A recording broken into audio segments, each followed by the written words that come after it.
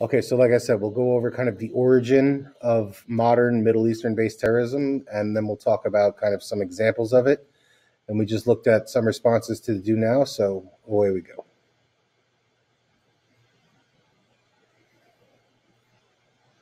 All right, I'll give you a second.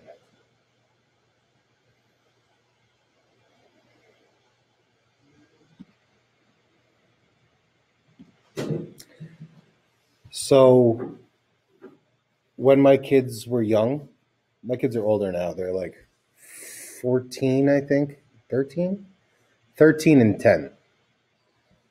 When they were younger, just like any other kids, they would ask for something at the store. Oh, Dad, can I have blank? And I would think about it, and then, if it was something that I didn't think was appropriate at the time, I'd say, no, you can't have that. And then if they would kind of throw a temper tantrum, their hope is that if they make a big scene and everything, that I will give in to their demands. But even if I was thinking about it before and then decided I was kind of on the fence, half and half, 50-50, but I said no, if they throw a temper tantrum, now the answer is definitely no. Okay? And the reason is because in every one of those interactions, I'm teaching my kids something. Okay? If I tell my kid no, and then they throw a temper tantrum, and then I say, you're causing a scene, this is insane, okay, fine, get whatever you want, I've just taught them something. I just taught them that if they throw a temper tantrum, I will give in to their demands. It's not about them getting what they want. It's about teaching them that lesson moving forward. That's why you don't ever give in to a temper tantrum. Because you're teaching something to the people that are kind of exhibiting that behavior. Well, what does that have to do here? The people in power here are going to give in to a temper tantrum, and they're going to teach these terrorists something. And they're going to teach these terrorists that if they terrorize, it will work. And this is the reason why. The roots of modern terrorism can be traced back to the hijacking of El Al Flight 426 in 1968. Okay? It's hijacked by a group who are fighting for the liberation of Palestine. We've been over the Arab-Israeli conflict, and specifically the relationship between Israel and Palestine. So 3 hijackers hijacked this plane. The plane is flying from Rome, Italy, to Tel Aviv, Israel. They hijacked this plane. One of the hijackers was a trained pilot. One of the hijackers was ex-military, and I forget who the other one was. They forced the plane to divert from its route to Algeria in northern Africa. The plane lands. The hijackers let everyone off the plane except the crew and 12 Israeli passengers. The plane was on the way back to Israel, so it stands to reason that there will be some Israeli citizens on the plane. So these are the people they took hostage, the crew and 12 Israeli passengers on the plane. And now the hostage takers, the kidnappers, the terrorists, are going to start making demands. We will only release these hostages until you release 16 convicted Arab prisoners from prison. Now, if you look at the time, we're in the thick of it with the Arab-Israeli conflict, so there's plenty of tension between the two sides here. So there were 16 convicted Arab prisoners in prison when this happened. And they made these demands that these prisoners be released. And if these prisoners are released, then they will let the hostages go.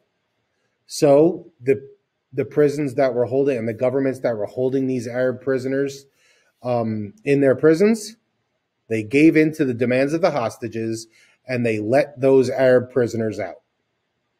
And then the terrorists let these hostages go.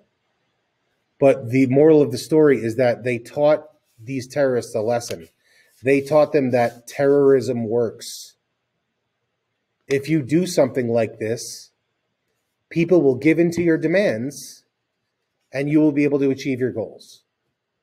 So all of these people that are giving into the demands, all they're doing is pouring fuel on the fire, and they're teaching terrorists that terrorism is effective. And this is important for a number of reasons. We know moving forward, and we're going to look at other kind of terrorist incidents, but we know moving forward that there has been plenty of terrorist acts that have followed this. And you start to wonder,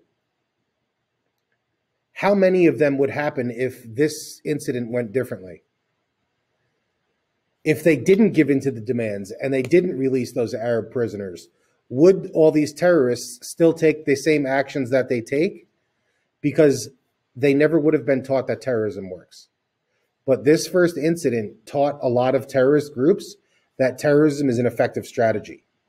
Because look, when they hijacked flight LL-426, they got those prisoners released. It worked for them. Why can't it work for us? And this is kind of the impetus for modern terrorism.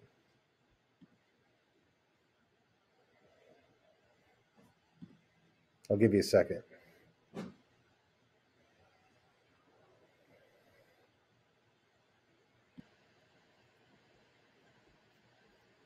All right. So as far as some examples of terrorist groups, we already started talking about Al-Qaeda. That's Osama bin Laden's terrorist network. Most famously, they perpetrated the September 11th attacks on the World Trade Center. They have taken part in a lot of other terrorist attacks aside from this, but this is certainly their most notable. We could trace back, the bombing of the USS Cole. The first attack on the World Trade Center, I think it was in 1993, where they tried to blow up the World Trade Center by detonating a bomb in a van in the parking garage underneath the World Trade Center with the hopes that it would damage the supports so much that the entire Twin Towers would collapse. It didn't work, but they got pretty close. And then famously, we know the story behind 9/11. We looked at the footage of some of that yesterday. Another one, and the one that most students are most familiar with because it is kind of the most recent, is ISIS, the Islamic State in Iraq and Syria. This begins as an offshoot of Al-Qaeda, but they eventually kind of branch off of Al-Qaeda and start going in their own direction. And the interesting thing about ISIS is they actually controlled legitimate parts of territories in Iraq and Syria. So the same way we say that this land belongs to America or that land belongs to Canada, there were certain kind of pieces of land that belonged to ISIS. No one kind of recognized ISIS as a legitimate political entity across the world, but they did certainly control these territories nonetheless. Eventually, control of these territories would be kind of stripped away from them through an extensive kind of campaign against them. But they were kind of controlling land in the Middle East. And their whole model is that they're going to try to create a new caliphate, kind of revive the Islamic Empire. We'll take another look at them. And then just so we kind of get a different look here, another terrorist group is called the Irish Republican Army. They are not quite as active as they used to be.